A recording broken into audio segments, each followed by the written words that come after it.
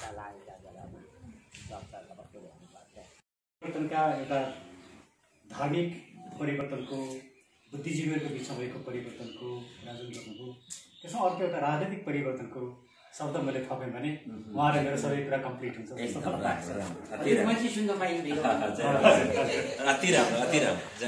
अब लक्ष्मीजीका जुन प्रश्न छन् साह्रै महत्त्वपूर्ण र गहन प्रश्नहरू छन्। त्यसको उत्तर मलाई लाग्छ एकछिनमा सम्भव छैन, हामी फेरि छलफल गर्नेछौँ। म यहाँहरूले राखेका कुराहरू नदोहोऱ्याइकन म अलिकति फरक दृष्टिकोणबाट के कुरा राख्न चाहन्छु भने आज यो मुलुक गुरुहरूलाई पनि पोल्यो।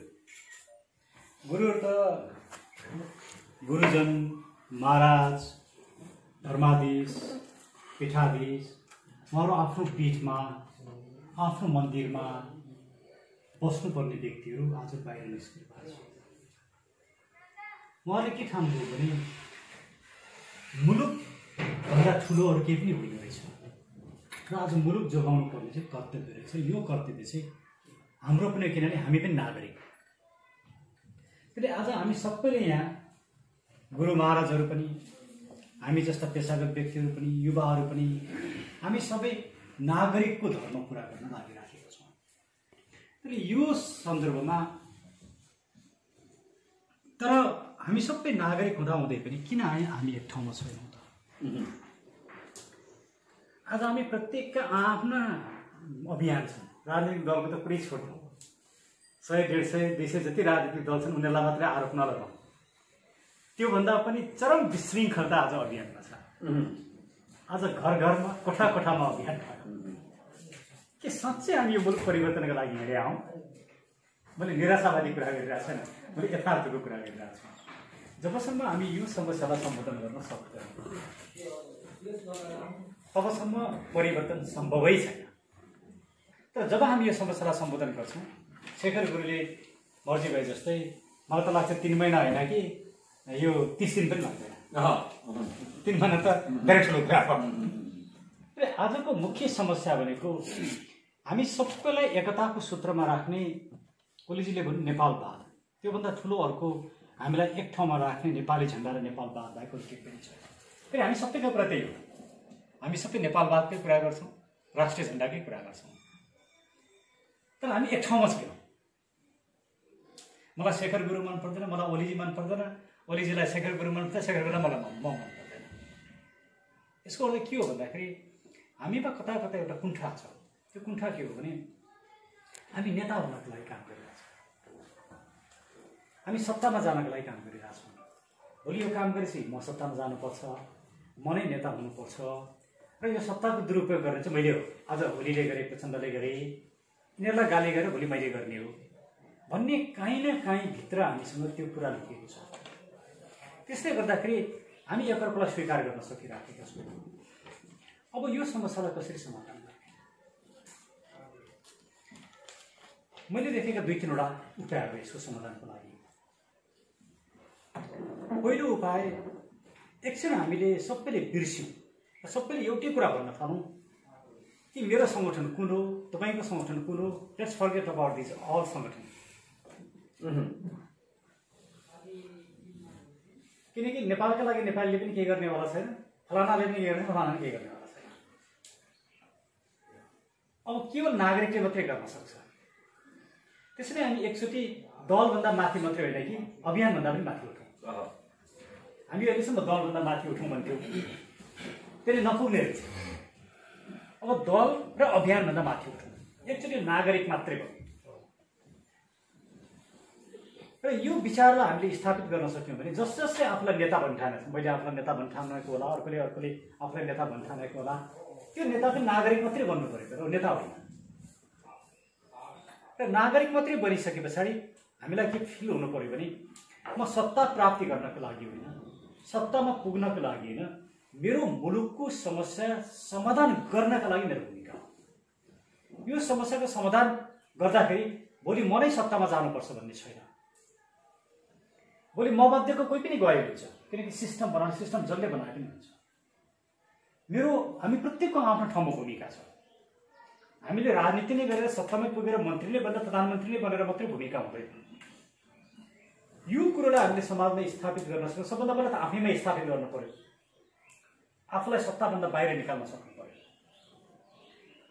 हामीले तपाईहरु प्रत्येकको माइन्डमा, मेरो माइन्डमा पनि एकचोटि हामीले आफूलाई प्रश्न गर्यौँ, हामी अभियान गरिरहेका छौँ, अभियान सफल भएपछि म यस्तो हुन्छु भन्ने हामीले सोचेका छौँ कि छैन? अनेस्टी हो। तपाईँ हामीले आफूलाई कुनै न कुनै ठाउँमा राखेका छौँ कि छैन? मलाई लाग्छ राखेका छौँ। यहीँबाट अभियान समाप्त हुन्छ। यो अभियान कहाँ? त्यही पहिला हामीले आफूलाई यसबाट बाहिर निकाल्नु। योबाट बाहिर निकाल्नु पर्छ। के हो भन्दाखेरि मेरो मुलुक सिद्धिन आँटिसक्यो, मेरो मुलुक आज सङ्कटमा छ, मैले आन्दोलन गरेर आन्दोलन सफल बनाएर अनि म पदको लागि सोच्न थालेँ भने न आन्दोलन हुन्छ, न आन्दोलन सफल हुन्छ, न मुलुक बच्छ। त्यसैले मेरो पहिलो निवेदन गराइ के भने तपाईँ हामीले नागरिक भएर नागरिक आन्दोलनको जसले नेतृत्वले पनि हुन्छ, जहाँबाट नेतृत्वले पनि हुन्छ। नेता यो भन्ने नेता त भोलि मुभमेन्टले आफै निकाल्छ आफ्नो नेता। कसै म नेता हुँ, म फलानु हुँ, म अध्यक्ष हुँ, सभापति हुँ, संयोजक हुँ भनेर त्यसले केही पनि काम गरेर होला छैन। मेरो पहिलो अनुरोध गराइ यो। मेरो दोस्रो अनुरोध गराइ, अब यो मुलुक निर्वाचनमा गयो भने, किनकि अब 8-10 दिनमा अदालतले निर्णय गर्दैछ, त्यसले एउटा रूप, यो मुलुकलाई एउटा रूपमा लिएर आउँछ। विघटन कायम भयो भने मुलुक निर्वाचनमा जानुपर्छ। अब निर्वाचनमा जाँदाखेरि हामी चाहिँ यिनीहरूलाई यो फिल्ड खाली गरिदिएर हामी चुप्प लागेर बस्यौँ भने फेरि यिनै व्यक्तिहरू आउने। तर हामीले हाम्रो कित्ता बनाउनको लागि हामी छुट्टा छुट्टै भएर कित्ता बन्न सक्दैन। त्यही गुरुले मर्जी भयो जस्तै एउटा हामीले समग्र एउटा अलायन्स, एउटा नागरिक अलायन्स, जे नाम राखे पनि हुन्छ, मेरै नाम राख्नुपर्छ, फलानाकै नाम राख्नुपर्छ भन्ने छैन। एउटा त्यस्तो नाम राखेर हामी सबै राष्ट्रवादी शक्तिहरू एक ठाउँमा आएर इलेक्सनमा जाने हो भने त्यसले केही व्यक्तिहरू, केही राम्रा व्यक्तिहरू हामी साँच्चैकै मेहनत गरेर लाग्यौँ भने 2 महिना साँच्चैकै मेहनत गरेर एक ठाउँ उभिएर लाग्यो भने हामी साँच्चै नै बहुमत ल्याउँछौँ। किनकि राष्ट्रवादी शक्ति त्यति ठुलो छ। हिन्दू धर्मप्रति, बुद्ध धर्मप्रति, किराँत धर्मप्रति आस्था राख्ने व्यक्तिहरूको सङ्ख्या 94% छ। यो मुलुकमा परिवर्तन चाहिन्छ भन्ने व्यक्तिहरूको सङ्ख्या धेरै ठुलो छ। ती सबै मान्छे हामी एक ठाउँमा आयौँ भने हामी संसदीय फाँटबाट पनि निर्वाचनमा गएर पनि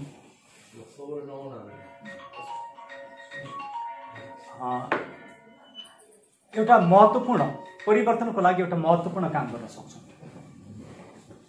तर मैले त्यो पनि वातावरण देखिरहेको छैन।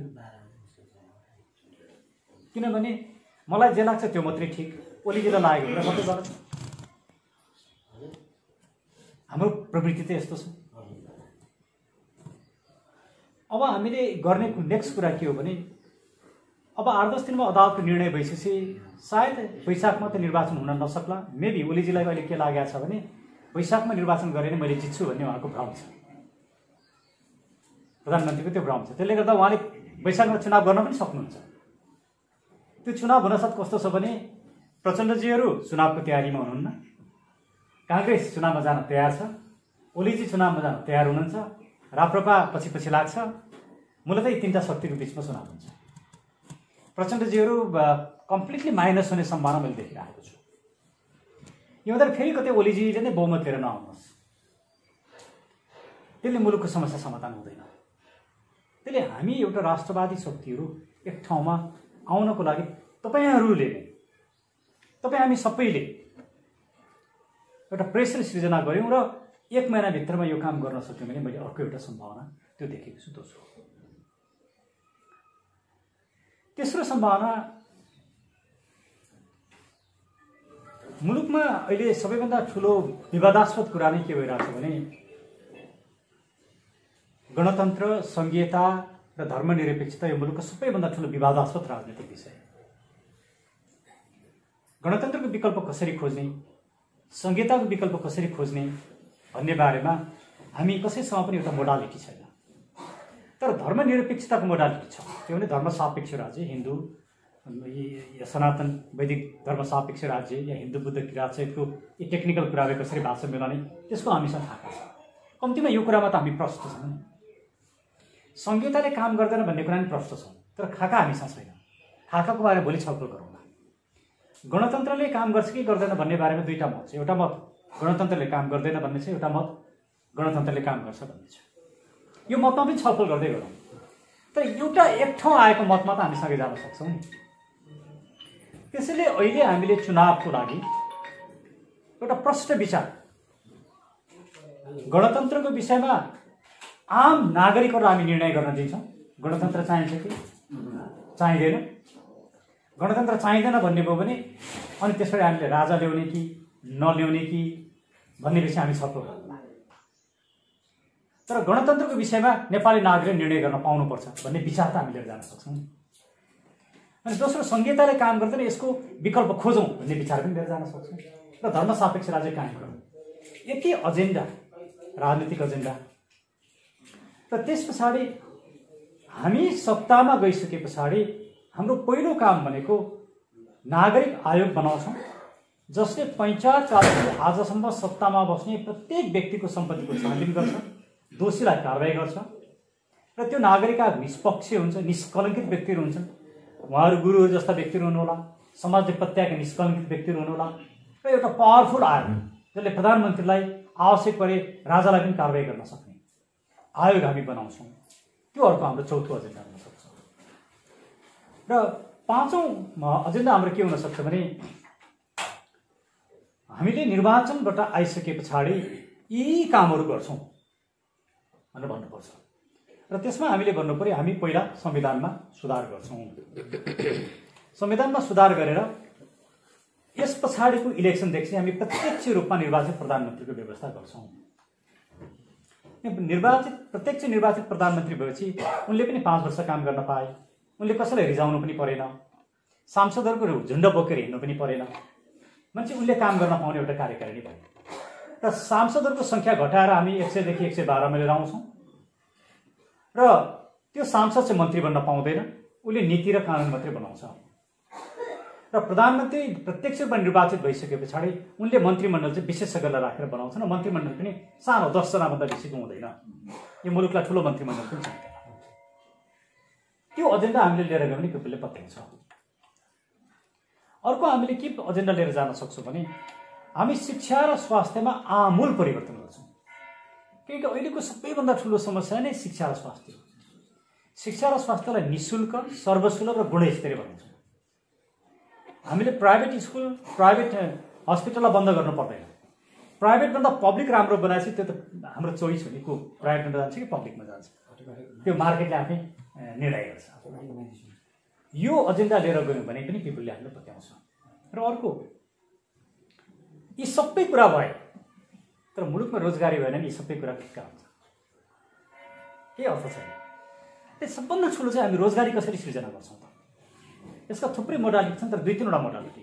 एउटा मोडालिटी हामीले धर्म सापेक्ष राज्य भनेको खालि पूजापाठ गर्नका लागि मात्रै होइन हो। पूजापाठसँग हाम्रो आचार विचारसँग हाम्रो पहिचान जोडिएको छ, तर धर्मलाई हामी बजारसँग जोड्छौँ। यसबाट नै हामी टुरिज्मको विकास गर्छौँ, रोजगारीको विकास गर्छौँ भन्ने एउटा कुरा हुन्छ। दोस्रो कुरा के हुन्छ भने हामी धार्मिक क्षेत्रलाई चाहिँ ठुलो एउटा युनिभर्सिटी, रिसर्च, यस्तो त हाम्रो 100औँवटा रिसर्च सेन्टर हुनसक्छ। त्यो रिसर्च सेन्टरमा विदेशीदेखि लिएर विभिन्न मान्छेहरू आउँछन्, रिसर्च गर्छन्, त्यो आफैमा त्यसले रोजगारी दिन्छ, त्यसका प्रोडक्टहरू हुन्छन्, त्यसले मार्केटमा लिएर जान्छ, हाम्रो ज्ञानलाई लान्छ, सभ्यतालाई लान्छ, संस्कृतिलाई लान्छ, हाम्रो पहिचानलाई बचाउँछ। भने सबभन्दा महत्त्वपूर्ण चाहिँ अहिले ब्याङ्कको जुन ब्याज दर छ 14%, 16%, 20%, यसलाई हामीले 5% म्याक्सिमम र युवाहरूलाई 2%मा लगानी गर्नका लागि दिने व्यवस्था गरेनौँ भने युवाहरूको रोजगारी कहिले पनि सुनिश्चित हुँदैन, मुलुक विकास पनि हुँदैन। यो सम्भव छ किनकि म जापानमा 6 वर्ष पढाएँ। 0% ब्याज दरमा नागरिकहरूले लगानी गर्न ऋण पाउँछन्।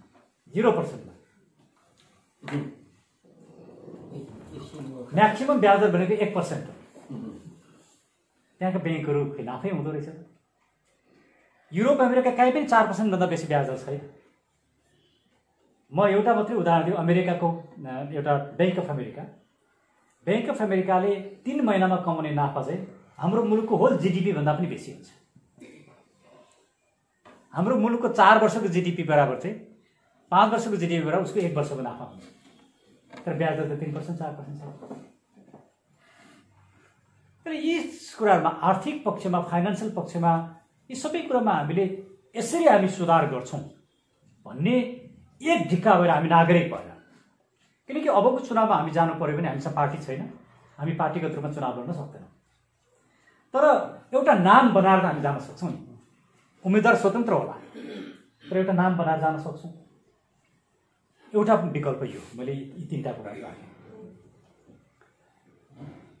मैले देखेको यो मुलुकमा अर्को सबभन्दा ठुलो समस्या भनेको राजावादी। राजावादीमा रहेको, म आफै पनि राजावादी हुँ है। धेरै राजावादी जति अराजक, राजनीतिक चिन्तन नभएको, योजना नभएको र राजालाई चाकडी गरेपछि पुग्ने मनस्थिति भएको कोही पनि अरू छैन। उनले नेतृत्वमा विश्वास गर्दैन, राजनीतिक सिद्धान्त र दर्शनमा विश्वास गर्दैन, उसको कुनै प्लान छैन। राजा अहिले पुग्छ, राजा मात्रै आएर यो मुलुकमा पुग्दैन। यी हामीले अघि छलफल गरेको यावत समस्या समाधान नगर्ने हो। हिजो पनि त राजा त थिए नि, राजाले यी समस्या त समाधान गरेन। किन गरेन त? राजाले राजनीति गर्न थाले। हामीलाई राजनीति गर्ने राजा चाहिएको होइन, हामीलाई मुलुक बचाउने राष्ट्रिय एकताको प्रतीकको रूपमा बस्ने राजा मात्र चाहिएको। त्यसले भोलि राजाको बारेमा छलफल गरौँ। तर अहिलेको यो राजावादी जुन शक्ति छ, यो राजावादी शक्ति मैले अघि म पनि राजावादी भन्ने बोलचालको भएको छ। म वास्तवमा राजावादी होइन, म चाहिँ राज संस्थाको पक्षमा मात्रै हो। हामीले यसमा 3टा कुरा भन्छौँ: राजावादी, राजतन्त्रका पक्षधर र राज संस्थाका पक्षधर। राजावादीको लागि चाहिँ राजाभन्दा अरू केही पनि कुरा छैन, राजा भइपुग्छ उसलाई, उसको कुनै अन्य राजनीतिक चिन्तन चाहिँदैन। राजतन्त्रका पक्षपातीहरू चाहिँ उनीहरूका केही राजनीतिक विश्लेषण पनि छन्, तर राजनीति नै राजाले गर्नुपर्छ। राजा नै सबै, नेता पनि राजा हो, मुलुक पनि राजा हो, राजा नै सबै कुरा भन्ने विचार राख्छन्। हिजो 2005 को ज्ञानेन्द्र राजा या पञ्चायतका महेन्द्र राजा राजतन्त्रको उदाहरण, त्यो असफल भइसक्यो। अब त्यसले यो मुलुकलाई 21st सेन्चुरीको राजनीतिलाई विकास दिन सक्दैन। त्यसले हामीले खोजेको राज संस्था राजनीति नगर्ने, संविधान र संसदको अधीनस्थ बस्ने, संसदले नै छान्ने, उत्तराधिकारी पनि संसदले नै छान्ने, राजाले संसदमा राजीनामा दिन पाउने, संसदले राजालाई हटाउन पनि पाउने, यस किसिमको जापानको जस्तो भयो भनेदेखि चाहिँ त्यसले एउटा मुलुकलाई बचाउन, आज यो मुलुक यदि हामीले सोचे जस्तो हुन सकेन र भोलि यो मुलुक इलेक्सनमा पनि गएन र संसदको रेसमा पनि भएन भने यो मुलुक शैक्षणिक भावले चाहिँ यति गल्ती गर्न जाँदैछ। र त्यसले यो मुलुक विवादको विषय गर्न जाँदैछ। कसैले रोक्न सक्दैन। यस्ता समस्याहरू रोक्नका लागि त्यो राज संस्थाको भूमिका छ। यसले विगतमा जतिसुकै नराम्रो काम गरे पनि यसका राम्रा काम पनि गरेको छन्, मुलुक बेच्ने काम यसले कम्तीमा पनि गरेको छैन। त्यसले यसको यो भूमिकालाई बचाउनु पर्दछ, यसलाई निषेध गर्न हुँदैन भन्ने हाम्रो मान्यता हो। तर राजाकै पछाडि दौडिने हामी होइन। हाम्रो भनाइ चाहिँ राजा हाम्रो पछि आउनुपर्छ, नागरिकको कित्तामा राजा आउनुपर्छ। हामी राजाको पछि दौडिने होइन। हामीलाई राजा चाहिएको होइन, यो मुलुकलाई राजा चाहिएको र राजालाई पनि जनता र मुलुक चाहिएको भने नागरिकको कित्तामा राजा आउनुपर्छ। राजाले त्यो उदारता देखाउनुपर्छ। हिजोको जस्तो शासकीय एउटा स्वरूप देखाएर सबैले मलाई गुणगान गाउन्, मानुन्, मेरो पूजा गरून्, मेरो भक्ति गरून् भन्ने सोच राख्यो भने न राजा यो मुलुकमा आउँछन् न त्यसले निकासै दिन्छ। भोलि राजा कुनै कारणले आए भने पनि त्यो टिक्नेवाला छैन, त्यसले सदाको लागि समाप्त पार्नेवाला छ। त्यसले यो राजावादी चिन्तन चाहिँ अहिले सबैभन्दा खराब चिन्तनको रूपमा यो मुलुकमा मैले देखेको छु।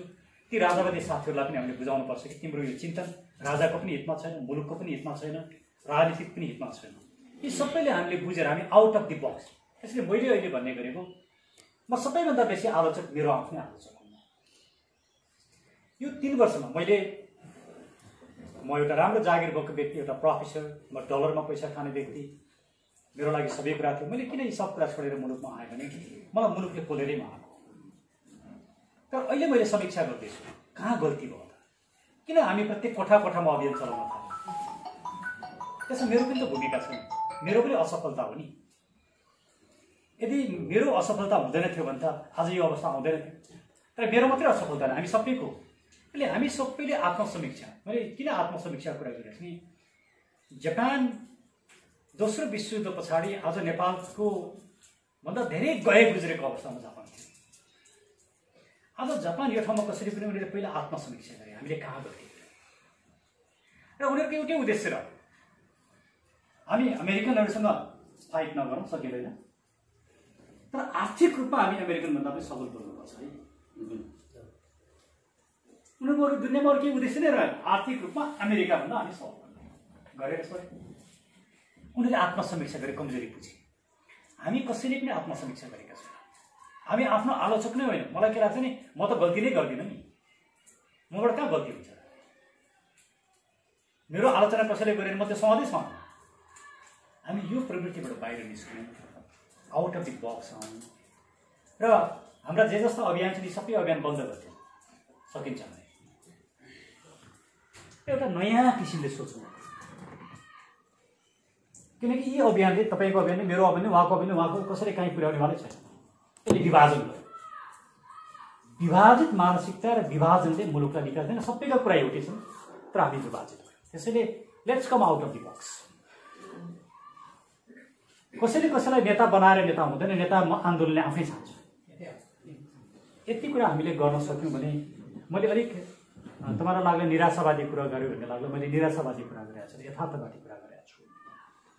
र हामीले यो यथार्थमा हामी सबैजनाले एकचोटि मन्थन गरेनौँ भने हामी कुरा राम्रा गर्छौँ र 10 वर्ष पछाडि भेट्दा पनि फेरि हामी यही कुरा गरिरहेछौँ।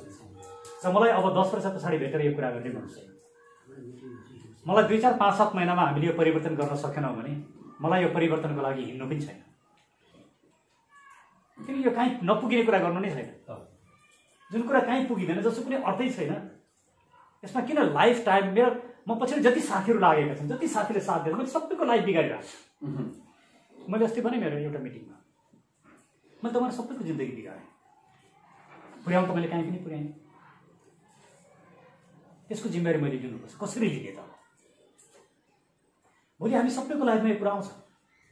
तपाईँले नेतृत्व गर्नुहुन्छ, तपाईँसँग के साथीहरू तपाईँलाई विश्वास गरेर जोडिएका हुन्छ, आफ्नो समय दिएका हुन्छ, आफ्नो अमूल्य समय दिएका, कहाँबाट कम्पेन्सेट गर्ने? हामी गर्नै सक्दैनौँ, नगरौँ, छोडिदिउँ, चुपचाप बसौँ। तर यो चाहिँ चरम निराशावादी कुरा हो। यसले मुलुकको हित गर्दैन। हामीलाई गर्नुको विकल्पै छैन।